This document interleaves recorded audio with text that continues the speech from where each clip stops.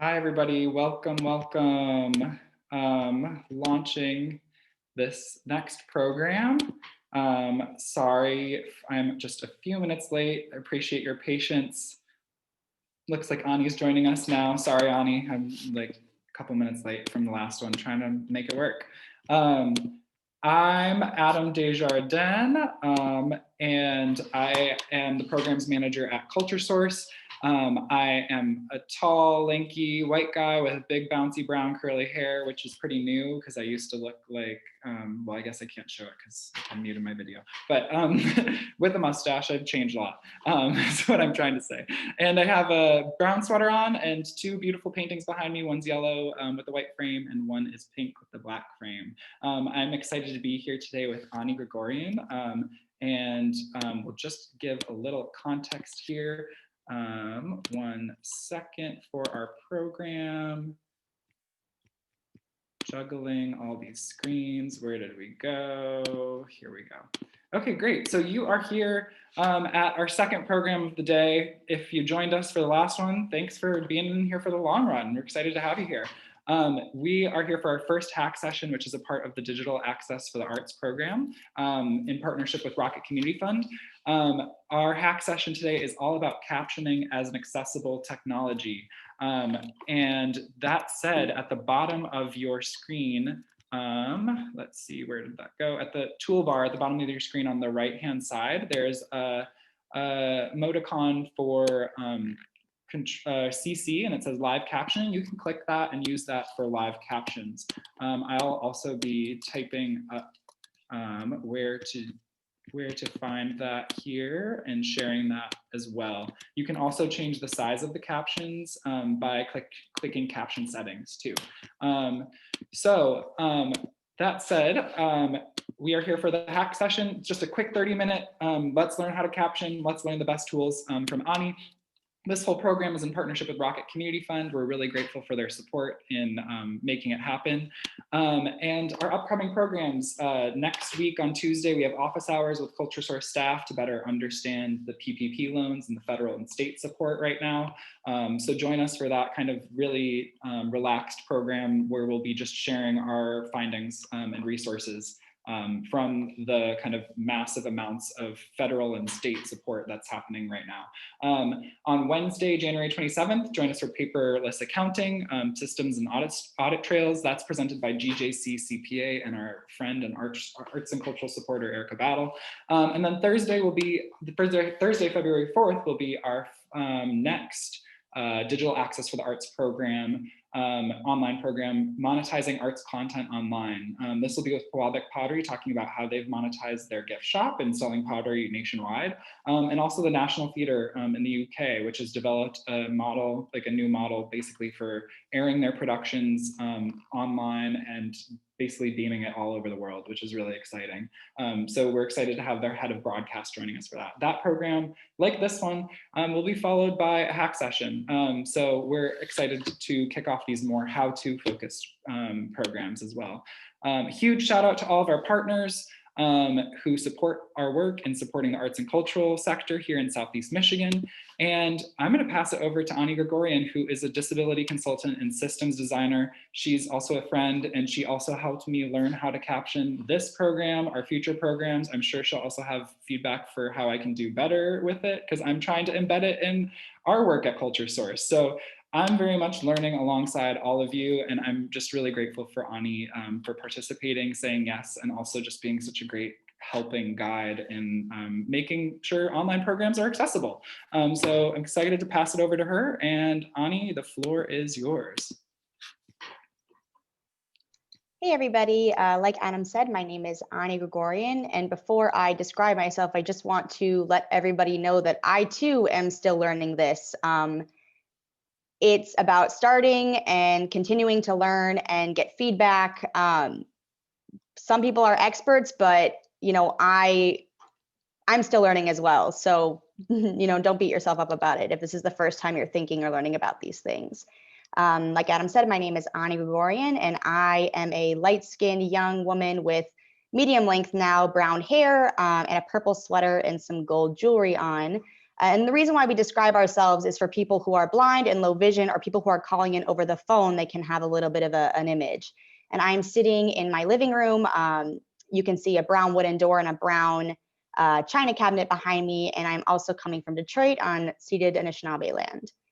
And so let me share my screen so we can continue. But I do want to let people know that, I came into this space from being a geriatric social worker and thinking about how older adults in particular have to move and interact with their environment. And that has sort of changed and become working and thinking about disability more broadly. I'm someone that has chronic pain and chronic illness, and sort of since 2019 has identified with being disabled. And so, age and ability are the only identities that we all share. And so I think it's important to design with those identities in mind, because it really is about all of us. And I am going to go a little bit quickly through this because we only have 30 minutes. And so if people need us to slow down, please let us know. And also, if you don't have what you need, if captioning isn't working for you, or there's another thing we can do to make this more accessible, please let us know in the chat and we will stop so that we can make sure that you're set up. And so you should be able to see my screen here. I usually just use black and white, simple images. And so again, thinking about how you should approach accessibility, I understand that maybe some people have talked or thought or read about these things before, and some people are new. And so the way that I define disability or accessibility right now is that it's the ability to fully enter into a space, whether it's online or in person, and be able to participate in the way that works best for you. And the reason why I say participate is that the decision for you to participate is not made because an access accommodation isn't there for you. It's that even if you don't want to participate, you are the one that's able to have that choice whether you can participate or not, because the things that you need are there. And so again, we think about accessibility, checklists can be helpful, but the overall approach cannot be a checklist. It's a process. You start where you are and you look to what sort of programs and things that are in your plans for future, and how do you slowly start to incorporate, or quickly if you can, but it's often slow because you have to learn and iterate based off of what works for you and doesn't work for you in your community. So it's really a process, and it's just about starting where you are and thinking about where you can be. And another thing that's really important is that disability in itself is a really intersectional identity. And disability, while it has a relationship with accessibility, access needs are not only for people who are disabled. So thinking about mothers that are raising children, or parents that are taking care of older people and younger people in their lives, they have access needs too. And so not only are needs really diverse, but they're ever changing. Me, as someone with chronic illness, I might feel really great one day and really sick, by 5 p.m. that day. It just depends on how my body and how my mind, and as we know with everything going on in the world, our own access needs, whether we have disabilities or not, change throughout the day. And so thinking about our approach to access, we really want to create access that's universal, not individualized. So what I mean by individualized, and this is something that, again, I'm still learning how to do. You'll see like event information where you go to register for an event and they say, do you have any access needs? And so you're expecting that person in an individualized way to tell you all of their access needs, when the way that it's more universal is for you to say, this event will have ASL interpretation and captioning in all or these workshops. And if you have an event, it will say, there's accessible parking, there's a bus line here. So just giving people the information so they can make the most informed decision based off of what their access needs might be, rather than them having to talk to a gatekeeper and sort of convey a lot of personal information. So with that in mind, we're trying to focus on how to make accessibility as universal as possible. But at the end of the day, you really have to build trusting relationships with different people in your community, including the disability community. You need to rely on constant feedback so that you can adapt and change and learn. But another important thing is that you do have to budget ahead for access features. If you've budgeted ahead, it doesn't feel like such a slam when you all of a sudden get hit with a $200 interpretation fee for a 4-hour event. If you've already budgeted, it doesn't feel like it's so expensive. And at the end of the day, access is love. This is something that's Alice Wong, Mia Mingus, and a few other disability justice organizers really have taught me and write a lot about is, when you love somebody, you want to do everything that you can so that they can participate and be involved and be cared for. At the end of the day, access is just about love. And so thinking about captions, what are captions? So captions use text to capture anytime there's dialogue and audio in media content or live events. And so thinking about when you can use them, again, live events, you can use them in performances or post-production media. So if you have videos or you're doing even a trailer for a live event that you're going to be hosting or an online event, they could all use captions. And the important thing is that the captions are lined up and synchronized with the dialogue that's in the film versus transcriptions that sometimes you'll see being posted on the side of a video or underneath a video. It's important that they're lapsed because it can be hard for people to kind of go back and forth. And so who does this create access for? Captions create access for people who are deaf and hard of hearing. Although I do want to say that people who do use ASL and are deaf, they prefer ASL over captioning because ASL is its own language. It's not, I mean, it is interpreted, but it's not a direct translation from English. And so that's the preferred access accommodation. But it also supports people whose primary language isn't the language that your content is going to be produced in. It's also helpful for people that need support sort of paying attention and processing information when they can read captions. But also if people are multitasking and doing many things at once or taking care of other people, sometimes seeing captions helps them make sure that they're getting all the content. But some additional benefits from captioning, especially that we're seeing now with COVID, is that when you have unstable internet and you're missing audio, maybe the captions will still appear. But also you're sharing space. A lot of us are, live with many people and we're all trying to work and play and teach ourselves online. But if there's captions, it sort of helps if you can't hear what's going on in your background. But there's another concept that I recently learned from someone named Laura Lawson, who's a dancer, also an accessibility consultant.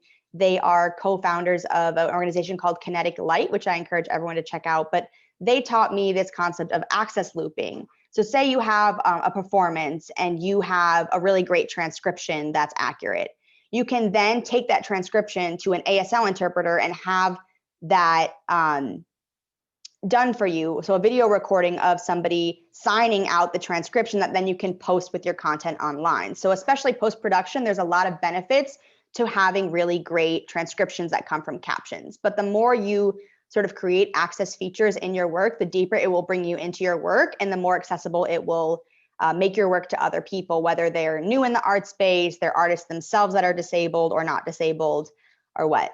But again, a really great benefit is having transcription. So the more recorded content you have and you have an accurate transcription, again, just the more accurate and accessible your work is to other people. And so there are a few different types of captioning.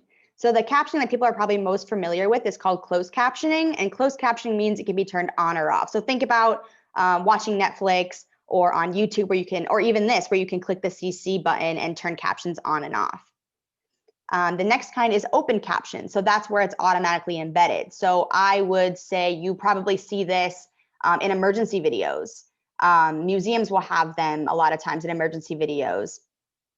And also Instagram, a lot of Instagram captioned stories and videos will be open caption where they're automatic because you don't have an option to turn them on and off on Instagram. CART, communication access real-time translation, is live captioning done by a human with tech support. So I know I first started seeing CART captioners in classrooms growing up. But you can do this live in person or online for events. But we'll talk more about CART and ASR, which is the next thing, automatic speech recognition. So this is sort of an emerging technology that I'm sure you're seeing more and more, but it's live captioning done, but it's done by artificial intelligence. It's done by a computer, and it's still emerging, meaning it's changing. And again, we'll talk more about the difference between CART and ASR next.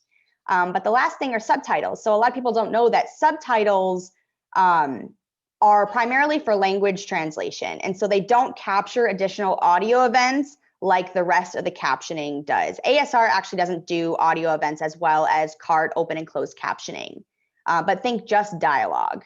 And so I really learned to love captioning. I lived in Argentina in middle school and high school, and most of my friends, English wasn't their primary language. And so we would watch English media, films, movies with subtitles on. And I learned, even now I still use captions, how much you miss when you don't have captions up too. Okay, and again, thinking about when you have live events in particular, do you use CART captioning or do you use ASR? So here's breaking down some of the pros and cons of each. So CART, because it's done by a human, it's extremely accurate, about 98% accurate. Although it does cost between $60 and $160 an hour, depending on the provider, depending on the time of day of the week, and how specialized your content might be, it does have a cost. And so that's, again, where you'd want to benefit, you'd want to budget ahead of time. But the really great thing about having CART captioners is that you have a really accurate transcription that you can then go on to do more with. Also, because it's done by a human, the provider can ask for adjustments. They can say, hey, speaker, can you talk a little bit louder? Or, hey, too many people are talking at once and I can't properly caption. Or, you know, the background noise, or somebody's muted and it's causing me to not be able to do my job. So you have a human that can adjust for some of the environmental issues that technology can't necessarily do yet. But at the end of the day, CART is considered equal access, where ASR, again, automated speech recognition, so technology that does this for us, accuracy is limited. It depends on your internet connection, background noise, speaker's microphone, and even things like accent, which is sort of a justice problem in itself, but these things do impact the accuracy of your transcript and your captions. There are free options, low cost, and expensive options. So there is a bit more of a cost range where CART it can be pricey. But your transcripts have to be edited. And if you can't do that, and it takes a lot of time, if you can't do that, you're going to have to pay somebody else to do that if you want to use that transcript. Also, technology can't necessarily determine who is speaking, when a new speaker is talking. And something else I meant to mention before is one thing that we do, especially in meetings with other disabled people who are using either ASL interpreters or captioning, is when we speak, when a speaker changes, you say, this is Ani or this is Adam, so that it comes up in captions and transcripts, and the interpreter can let people know that a new speaker is speaking. So that's something to keep in mind. And again, because the accuracy is limited, the courts don't consider automated speech recognition as equal access. But again, I think these are just things to consider. So when I think about if I have a budget and I have a bunch of live events coming up, if I know I have a huge event with a lot of people who have let me know that they need captioning, or I know that I want to use this media afterwards, then I will budget for CART.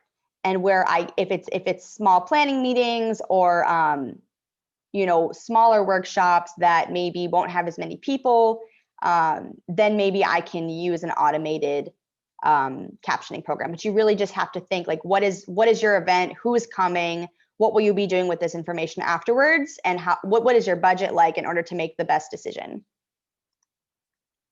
So thinking about using captioning with events and meetings, these are some things to do. So first, do an access check. So I did it a little bit here, but because I don't have access to everybody, I wasn't able to do it as much as sometimes in meetings where you say, hey, does everybody have what we need before we get started? And then everyone can like do their thumbs up or put an emoji or put in the chat, hey, actually, I can't get captioning to work. One thing that Adam did was let people know how to turn on the captions. Make sure you do that. Something else to keep in mind, and it's different with every program. Some people prefer that the captions come up in a separate stream text in a separate window because it can be timed better. But when Adam and I tested this, it looked like the timing was the same, whether it was embedded into the video or you do the separate text stream on the side, but that's something to keep in mind. Also, if captions aren't working or any access feature isn't working at the time, stop before you keep going. That's a really big thing in the disability community, that people feel really excluded when captioning stops working, and then people continue because they now can't participate and don't know what's happening. don't be afraid to ask for feedback at the end. I know feedback can be sometimes hard to take, but without feedback, we don't know how to improve, and we don't know also when things go right. Another thing that is interesting to think about all the time is that access needs conflict. So thinking about what this looks like with captioning, some people really don't like when the chat is going off too much while people are presenting, because it's too hard to pay attention to both things. But on the other hand, a lot of deaf and hard of hearing people, especially if there isn't an ASL interpreter, or even if there is, they need the chat to keep communicating if something is wrong, or they need to say, hey, I can't hear somebody, or someone needs to speak up, or sometimes people need to use the chat because they can't communicate other ways. So just keep in mind that access needs conflict. Another way that this shows up in person that I like to share is sent free. Send free spaces are a big thing for a lot of disabled people. And these needs conflict with people, for instance, who need to burn sage or Palo Santo for spiritual access practices. So access needs are in conflict. So that's something that people always have to be aware of and navigate based off of what the context is. And some captioning programs require you to, especially for webinars, configure captions 24 hours before. So those are just things to keep in mind. I know we're a little short on time. And so DIY video captioning. And so I've just started doing this myself rather than for live events.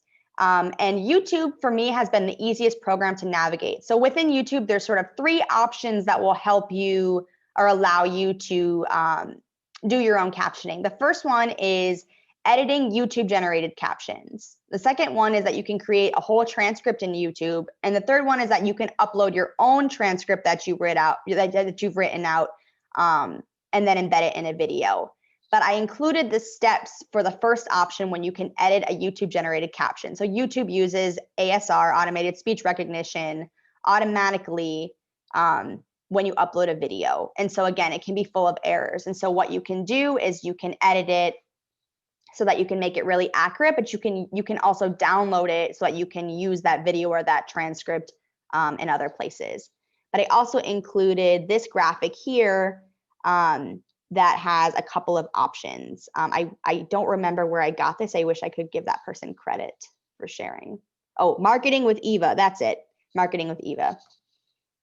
And so here are a few provider recommendations. So low cost ASR, Otter AI, which is what Zoom uses, Rev, which I think a number of people have used before, are familiar with it, and Web Captioner. The cool thing about Web Captioner is it's a separate window that you can pop up, and almost with no configuration, you can just get captions going. So that's a really great sort of quick last minute, decently accurate program that I like to tell people, and it's free. So CART and ASL providers that are online that I like to use, I really like to use these 3 over here: Linguabee, Alternative Captioning Services, and Caption Access. Here is a local CART provider that we use, Screenline Captioning. Their name's Letty Fox, who will answer. But the thing is, all of these providers do a lot of things. So they'll also help you with transcribing your video. So with art in particular, because of the nature of your work, you're going to want to work closely with whoever is transcribing your art, if it's not you, to make sure that they're capturing the artistic integrity of your work. But I'd say play around on these websites, because you'll just see how many different offerings they have. A lot of them do a lot of different things when it comes to interpretation, captioning, transcription. Social media, so thinking about capturing or captioning your social media, these are a few programs. And again, on the other page, I had some. But then if you want to learn more, these are some local organizations that are invested in this work. So MACA, the Michigan Alliance for Cultural Accessibility, they have representatives from different more larger arts organizations and institutions in the area, but they meet about access issues all the time. And I think there are some families and parents and disabled people themselves who are part of that alliance. So that's pretty cool. Detroit Disability Power, I am part-time funded with DDP, Detroit Disability Power, to lead all of their access consulting. And so we, have clients from grassroots organizers, arts organizations, academic institutions, all the way to for-profit companies that we work with, and meeting them where they're at and some of their access goals. But also DeafCan is an organization here that provides services as well as does advocacy with the deaf and hard of hearing community. So these are just a few organizations if you want to learn a little bit more. Oh, and that's it. Okay, here are some resources. I know we only have like a few minutes for questions, and I try not to go too fast, but that's your quick little captioning hack. I will be dropping all those resources in the chat right now too. Ani, could you also just in the last 2 minutes talk about what you're currently working on as well in terms of accessibility work Yep. and how it might intersect with arts and culture too?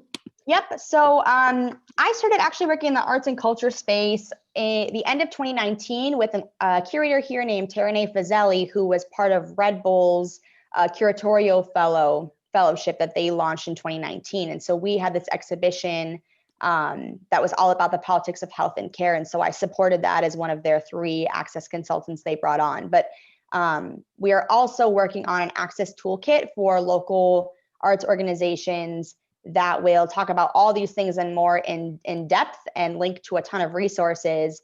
But also we're in the middle of putting together like a physical toolkit to lend, whether it's tables and chairs, audio equipment. We're trying to do ramps. We have to see if we can do that. So physical things that we can lend to especially like independent curators and practices.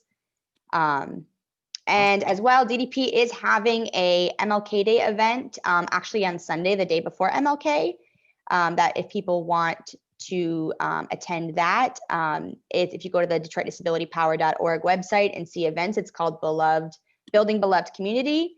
And there will be a number of performances and workshops for people on the intersection of racial justice and disability justice. Awesome. I dropped that in the chat. I was a few minutes late, but we ended right at 1:45. Ani, where can people reach you at? You can reach me at, I can send my email here that I use, umich.edu. But if you want to reach me through Detroit Disability Power, I will send Ani at DetroitDisabilityPower.org. And I just launched my Ani G Access Instagram, so you can follow me, DM me on that.